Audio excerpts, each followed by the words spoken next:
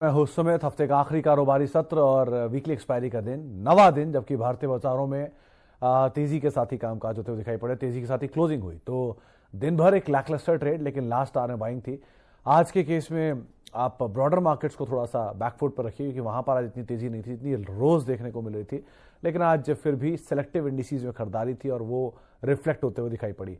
Fertiliser तेजी में रहा, फार्मा तेजी में रहा, आईटी आज प्रेशर में रहा। स्पेशली टीसीएस के नंबर्स के बाद यहाँ पे प्रेशर आता हुआ दिखाई पड़ा पूरे आईटी स्पेस के अंदर। इन्फोसिस के नंबर्स अवेटेड हैं और बाकी एचडीएफसी बैंक के नंबर्स जो कि वीकेंड पे आते हुए दिखाई पड़ेंगे बैंकिंग स्पेस से। लेकिन अदरवाइज एक ठीक ठाक सेशन, जबकि इंडेक्स में खरीदारी 17,800 एक लंबे अंतराल के बाद ये आंकड़ा हम बार होते हुए देख रहे हैं और मोमेंटम मार्केट में बना हुआ है।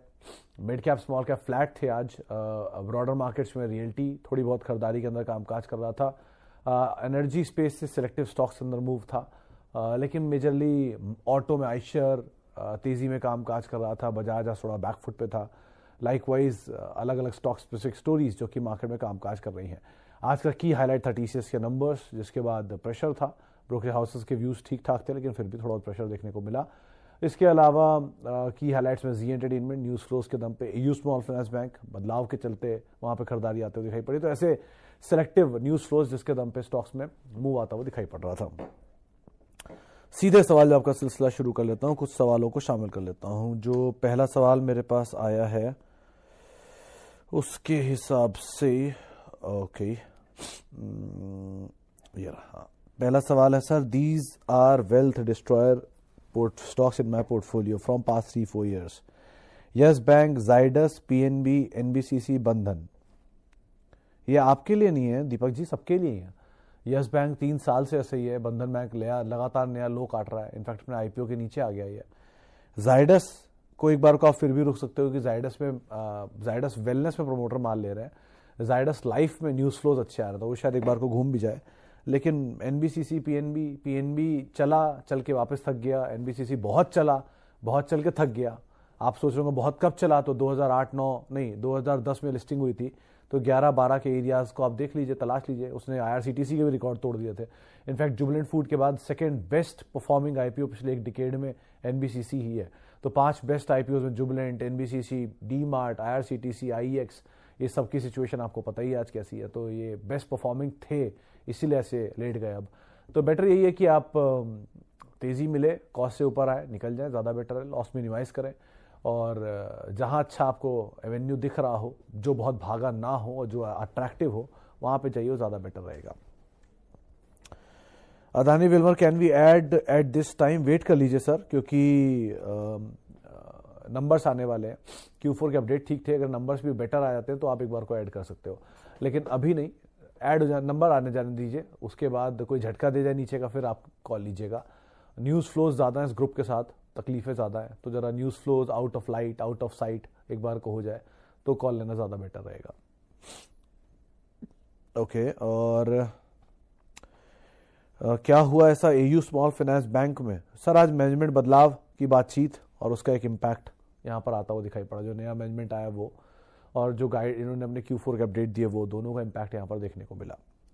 Y promoter holding low in Infosys, is it not good, is not a concern? Mitra sir, ये कंसर्न है भी और नहीं भी। आप ऐसी 3-4 कंपनियों को जरूर देखेंगे जिनमें प्रमोटर होल्डिंग आपको जीरो दिखाई पड़ेगी, जैसे आईटीसी, जैसे एलएनटी, जैसे आईसीआईसीआई बैंक, जैसे इन्फोसिस। कम है नहीं, या तो कम होगी या जीरो होगी। उसकी वजह है कि इसमें ज़्यादातर फंड्स अपनी होल्डिंग रखते हैं। तो आईसीआईसीआई इनके, क्योंकि अब आप इनके लिए हिस्ट्री में जाओगे तब जाके ज़्यादा क्लियर होगा। 5 प्रमोटर ने इन्फोसिस शुरू करी, 5 प्रमोटर धीरे धीरे कंपनी से एग्जिट करते गए स्टेक बेच के, और उसके बदले में जो इन्वेस्टर आते गए वो प्रोफेशनली मैनेज कंपनी अब करते जा रहे हैं। मतलब जो भी एग्जिस्टिंग मैनेजमेंट है वो इसको प्रोफेशनल रन कंपनी के तौर पर डालती जा रही है। तो प्रोफेशनल रन कंपनी में प्रमोटर होल्डिंग हो या ना हो कोई खास फर्क नहीं पड़ता, क्योंकि प्रोफेशनली रन है वो। लार्सन एंड टूब्रो में प्रमोटर नहीं है, उनके एम्प्लॉय उनके प्रमोटर हैं, क्योंकि उन्होंने सारा कुछ अपने एम्प्लॉय के पास ही ट्रांसफर कर दिया। इसके पीछे एएम नायक साहब का बहुत बड़ा हाथ था और बहुत बढ़िया हिस्ट्री भी है, कभी मौका पड़ा तो आपको बताऊंगा।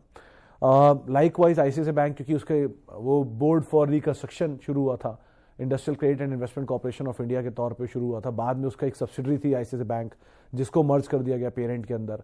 तो ऐसे करके पूरी हिस्ट्री है। तो ये बहुत बड़ी हिस्ट्री है, ये इतनी आसानी से इतनी जल्दी नहीं बता पाऊंगा, बट कुछ कंपनियों के लिए ये बुरा नहीं है, कुछ कंपनियों के लिए बहुत बुरा है। तो डिपेंड आप किस पेडिग्री के स्टॉक पे जा रहे हो।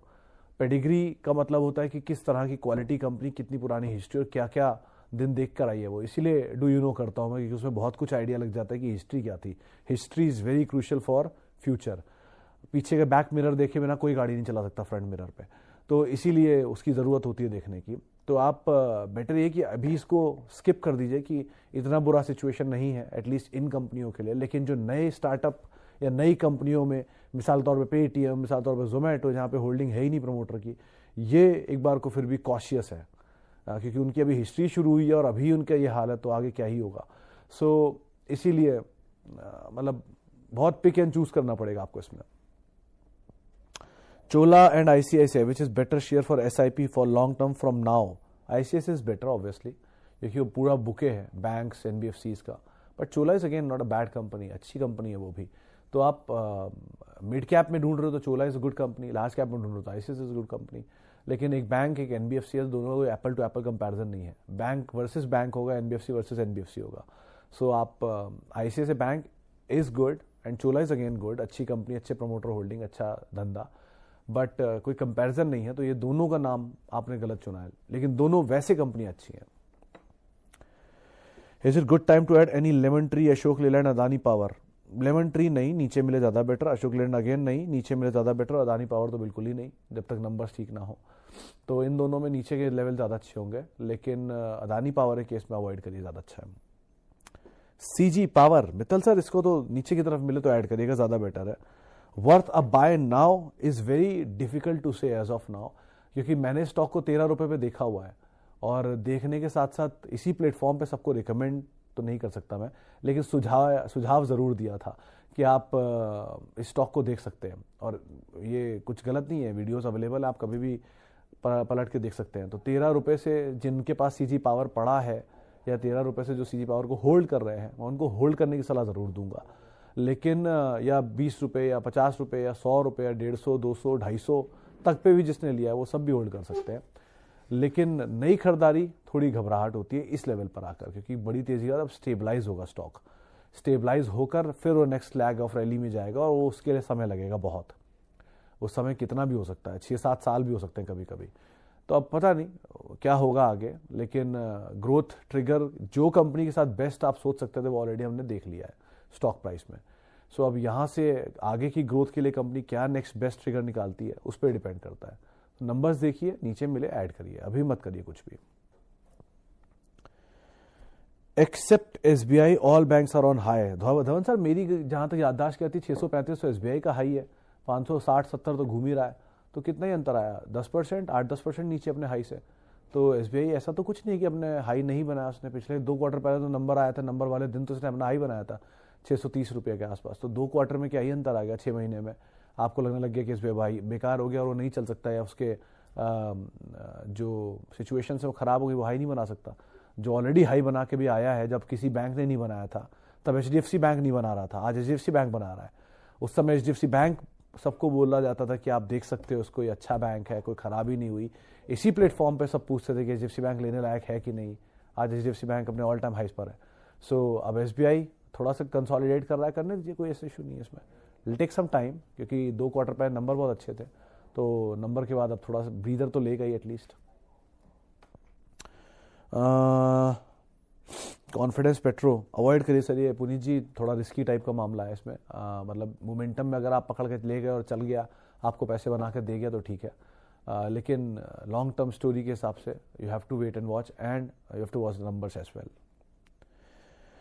बजाज फिनसर्व, घोषाल साहब कंसोलिडेशन में ही रहेगा पोस्ट जो स्प्लिट हुआ है, क्योंकि इस ग्रुप की सबसे फेयरली वैल्यू पिक थी बजाज ऑटो, जो मैं पिछले 15 दिन से इसी प्लेटफॉर्म पर रोज रोज बोल भी रहा हूँ कि बजाज ऑटो देख सकते हो, आप देख सकते हो, आप देख सकते हो, बिकॉज वो वैल्यू वाइज था बेटर साइड पर, 4.5% यील्ड के हिसाब से उस समय।